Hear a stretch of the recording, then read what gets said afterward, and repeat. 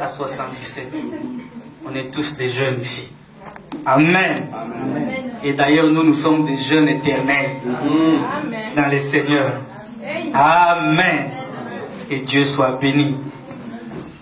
Que Dieu soit glorifié. C'est vraiment un week-end très chargé. Alléluia. Très très chargé. Moi-même, les samedis, j'étais ici le matin, répétition, j'ai assisté. Le soir, on avait les réunions de couple, les mêmes samedis. Hier, c'est dimanche matin, on était ici parce que ce matin, parce qu'il y avait une journée de louange ici. Et l'après-midi, culte. Alléluia. Donc c'est une journée lourde. Amen. Mais derrière ça, il y a une bénédiction. Amen. Alléluia. Que Dieu soit béni. Aujourd'hui, je vais partager quelque chose avec vous. On avait achevé notre enseignement sur l'héritage de nos pères le dimanche passé. Amen. Aujourd'hui, je vais parler de quelque chose. Le dimanche qui suivra, on va commencer un autre enseignement. Amen. Car nous avons dit que cette année, nous sommes appelés à grandir. Alléluia. Si l'année passée, tu ne prenais que du lait, cette année, il faut prendre de la nourriture solide. Amen. Alléluia. Tu ne savais pas te retrouver où se trouve la Genèse dans la Bible. Cette année, tu dois te retrouver où se trouve la Genèse. Amen. Pour grandir et dans la connaissance de la parole. Que tu grandisses, que tu deviennes mature. Il faut qu'il y ait une croissance. Et ça, c'est à travers la parole de Dieu. Amen. Nous allons ouvrir nos Bibles.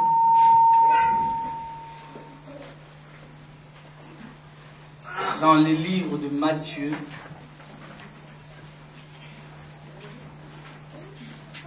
Matthieu, chapitre 26. 26 au verset, à partir du verset 47.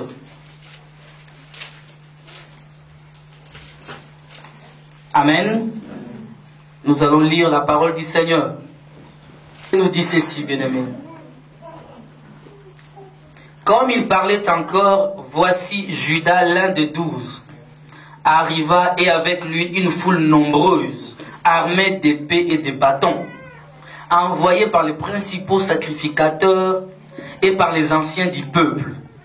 Celui qui les livrait leur avait donné ces signes.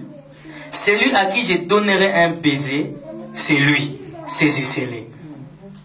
Aussitôt s'approchant de Jésus, il dit « Salut, Rabbi !» et il lui donna un baiser. Jésus lui dit « Mon ami, ce que tu es venu faire, fais-le. » Alors ces gens s'avancèrent, mirent la main sur Jésus et le saisirent. Et voici un de ceux qui étaient avec Jésus étendit la main et tira son épée. Il frappa les serviteurs du souverain sacrificateur et lui emporta l'oreille. Alors Jésus lui dit, remets ton épée à sa place. Car tous ceux qui prendront l'épée périront par l'épée. Penses-tu que je ne puisse pas invoquer mon Père qui me donnerait à l'instant plus de 12 légions d'anges? Comment donc s'accompliraient les Écritures d'après lesquelles il doit en être ainsi? À ce moment, Jésus dit à la foule, vous êtes venus comme après un brigand, avec des épées et des bâtons, pour vous emparer de moi. J'étais tous les jours assis parmi vous, enseignant dans les temples, et vous ne m'avez pas saisi. Mais tout cela est arrivé afin que les écrits des prophètes soient accomplis. Alors tous les disciples l'abandonnèrent et prirent la fuite. Jésus l'a abandonné. Alléluia. Jésus a été abandonné pour toi. Éternel Dieu, je remets cette portion de l'écriture entre tes saintes mains. Viens et révèle-toi. Réconforte-nous à travers cette parole. Exhorte-nous à travers ta parole. Enseigne-nous ta pensée. Au nom de Jésus.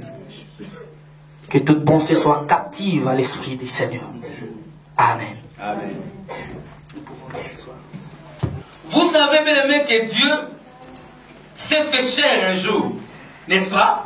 Il a quitté son trône. Il s'est dépouillé de sa gloire. Il s'est dépouillé de tout ce qui était à lui. Amen. Il s'est dit, je veux me faire égal à l'homme. Non pas à Adam, même pas à Adam. Peut-être que vous ne comprenez pas encore. Il est descendu au niveau de Dieu, il descend au niveau d'Adam. Parce que la Bible l'appelle le second Adam. Alléluia. Amen. Il est descendu au niveau d'Adam avant qu'Adam ne tombe dans les péchés. Est-ce que tu me suis? Amen. Parce que lui n'a jamais connu de péché. Amen. Mais qu'est-ce qu'il a fait? Il est encore descendu plus bas. Il est descendu à ton niveau, à toi et à moi. C'est-à-dire au niveau d'Adam, pécheur. Alléluia. C'est lui qui n'a jamais connu de péché. La Bible dit, c'est fait péché pour toi. Pour que toi, tu deviennes saint. Alléluia. Voilà pourquoi moi, j'ai toujours dit, je suis saint. Ça te fait mal? Non. Non, je suis saint. Amen. Alléluia. N'attendez pas après ma mort pour que vous disiez Saint Matthieu. Je suis saint aujourd'hui. Amen. Car celui qui est mort, s'il n'était pas dès son vivant, ce n'est pas après la mort qu'il deviendra saint. Est-ce que quelqu'un me saisit ici? On est saint quand on marche sur la terre. Je suis saint parce que celui qui est mort pour moi m'a dit, alléluia, que tel que tu es là, tu viens de passer de la mort à la vie. Amen. Il m'a dit que il n'y a plus de péché en toi. Jésus a dit, il n'y a plus de condamnation pour ceux qui sont en Christ. Mais personne, même maintenant, ne pourra pas descendre pour me condamner. Pourquoi? Parce que je crois au Seigneur Jésus-Christ. Quand il vient me condamner, je peux lui envoyer auprès de celui qui m'a dit qu'il n'y a plus de condamnation en moi. Amen. Alléluia. Alléluia. Mais nous devons savoir cela. Et cela est une joie. Cela te permettra de prier, de lever tes mains au ciel sans amertume dans le cœur. Est-ce que quelqu'un me comprend? Sinon, chaque fois tu viendras à l'église, quand les autres sont en train de louer Dieu, toi, ton Seigneur, j'avais péché. Nous t'avançons. Alléluia. Amen. Dans cette histoire, bien aimé, Jésus a été abandonné. Le ciel a abandonné Christ. La terre a abandonné Christ. Alléluia. Cet homme a été abandonné pour toi et pour moi. Lui que personne ne pouvait toucher. Mais sa propre créature a craché sur son visage. Alléluia. Amen. Voilà pourquoi, bien aimé, il ne faut pas marcher sur le sang du Christ. Il ne faut pas piétiner le sang de Jésus-Christ. Parce que c'est un prix que personne ne pourra payer pour toi. Amen. Alléluia. Que dans ta manière de marcher, dans tout ce que tu fais, que tu saches, l'homme de Galilée considère énormément l'œuvre de la croix. 1 Corinthiens chapitre 1. Amen. C'est pour annoncer l'évangile. Et cela sans la sagesse du langage, afin que la croix de Christ ne soit pas rendue vaine. Car la prédication de la croix est une folie. Alléluia. Pour ceux qui périssent, mais pour nous qui sommes sauvés, elle est une puissance de Dieu. Amen. Amen.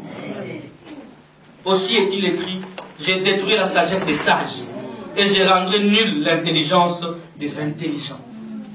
Bien aimé, la prédication de la croix, c'est la base de la vie de tout chrétien. Amen. Parce que tout s'est passé à la croix. La Bible dit que pour ceux qui sont sauvés, la prédication de la croix, c'est la puissance de Dieu même. Tu veux la puissance de Dieu, tu dois regarder à la croix de Dieu, à la croix de Jésus-Christ. C'est à la croix que tout a été accompli. Mais Jésus n'a dit nulle part dans la Bible tout est accompli si ce n'est à la croix. Alléluia. Alléluia. Donc la croix, c'est ça même la puissance de Dieu.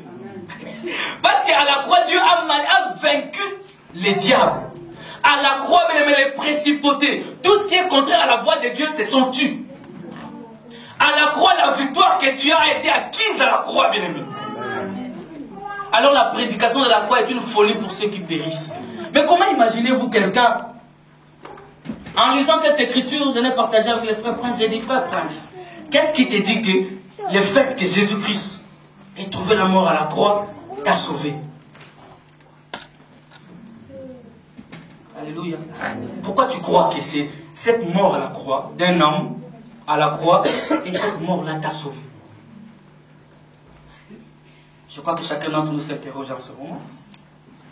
Mais pourquoi aussi les autres ne croient pas que la mort de l'homme de Galilée à la croix les a sauvés? Amen. Alléluia. Posons-nous cette question. Amen. Bien-aimés, pour ceux qui ne périssent pas, pour ceux qui sont sauvés, pour ceux à qui Dieu a accordé le salut. Mais ce salut a été acquis où? À la croix. Amen. La Bible dit c'est Dieu qui attire qui il veut vers lui. Ne t'époumonne jamais, ne prends jamais de galons. Alléluia. Ne bombe jamais les torses pour dire que moi. Non, ce n'est pas tes œuvres qui t'ont sauvé. Alléluia. C'est la grâce de Dieu. Et il dit pour ceux à qui il a accordé cette grâce, la croix est une puissance. Mais pour ceux qui rejettent la grâce, la croix est une folie. Mais on est des fous, le fait de croire que cet homme de Galilée t'a sauvé. Mais on est des fous. Aucun calcul scientifique ne peut résoudre ça. C'est impossible. Mais nous le croyons pourquoi? C'est Dieu qui a placé ça dans ton cœur. Alléluia. C'est pourquoi nous devons tout le temps louer ce Dieu. Amen. Amen. Mais cet homme est venu sur la terre. Il a marché sur la terre. Il a choisi les 12 apôtres, les 12 disciples avec qui il a marché sur la terre. Amen. Alléluia. Ça, c'était l'église du Seigneur Jésus-Christ. Amen. C'était lui le pasteur des 12. Amen. Il leur enseignait la parole. Mais écoutez ce que Dieu dit dans Jean chapitre 6. Je ne serai pas long parce que je sais qu'on est KO. Jean chapitre 6. Alléluia. Au verset 70, comme disent les Belges. Tu es avec moi? C'est après 40 jours de prière. Alléluia. Sur la montagne, en train de jeûner et de prier. Et quand il sort, la Bible dit qu'il était rempli du Saint-Esprit. Alors là, il a fait le choix sur le 12. Et le choix qu'il a fait sur le 12, il a choisi un démon parmi les 12. Qui a peur des démons ici? Qui a peur des sorciers ici? Alléluia. Laisse-moi te dire que l'un d'entre nous ici est un démon. Je n'ai pas besoin de savoir qui c'est. Même si Dieu me l'a déjà dit. L'un d'entre vous, c'est un sorcier. L'un d'entre vous ici veut la mort de l'autre. L'un d'entre vous ici veut tuer l'autre. Mais n'ayez pas peur. Alléluia. Amen. Jésus a voulu placer un démon à côté. Parce que ces démons-là, c'était le seul moyen pour que Dieu soit glorifié. Amen. Si Judas n'était pas, toi et moi, nous ne serions pas ici. Amen. Si le sorcier qui te cherche n'est pas là, la gloire de Dieu va se manifester comment? N'aie pas peur. Même si tu dors, tu te réveilles, on t'a montré, alléluia, que celui-ci, celle-là est un démon. N'aie pas peur. Glorifie d'ailleurs Dieu. Et dis-toi, celui-ci, c'est mon escalier de gloire. Celui-ci va m'amener à ma gloire. Ne commence pas à trembler. Est-ce que Dieu te l'a montré pour que tu trembles? Dieu dit à Jérémie, si tu trembles, moi je te ferai trembler. Dieu n'aime pas les gens qui grelottent. Dieu n'aime pas des peureux.